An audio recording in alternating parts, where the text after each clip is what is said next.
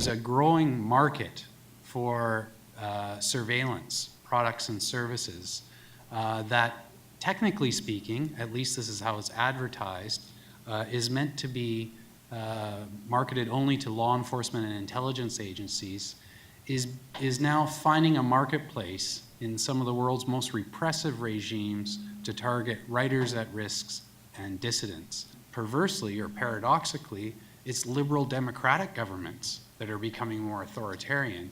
And here's where I'd point to Canada and our recent lawful access bill, where in an attempt to deal with digital law enforcement issues, we're eroding some of the most basic principles that make a liberal democracy a liberal democracy. We do not only have the big brothers of Orwell's huge continental scale or multi-continental scale tyrannies, but also the little brothers of officious helpers of the state, officious helpers of the enterprise, or of even non-commercial organizations. Let's not be naive.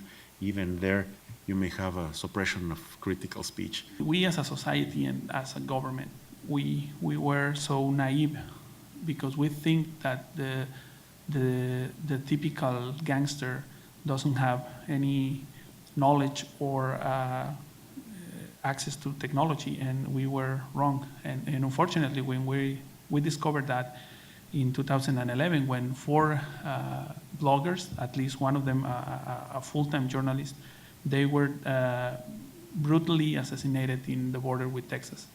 And suddenly we realized that these criminal organizations, they have the power, they have the resources, and they have the people in charge with strong knowledge to find, to trace, and to operate systems to silence people.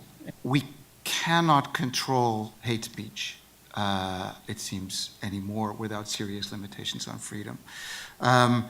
Newspapers deal with this daily because we open our comments sections online of our articles to complete free expression. These forums can very easily be dominated by extremists, and we saw this happen after the Utoya massacre. We saw all of the Scandinavian newspapers, most of them having to shut down the comment sections of their articles reporting on that massacre because they very quickly became dominated by neo-Nazis. We're now living in an age where social media creates a global panopticon where there is no longer privacy that we can count on.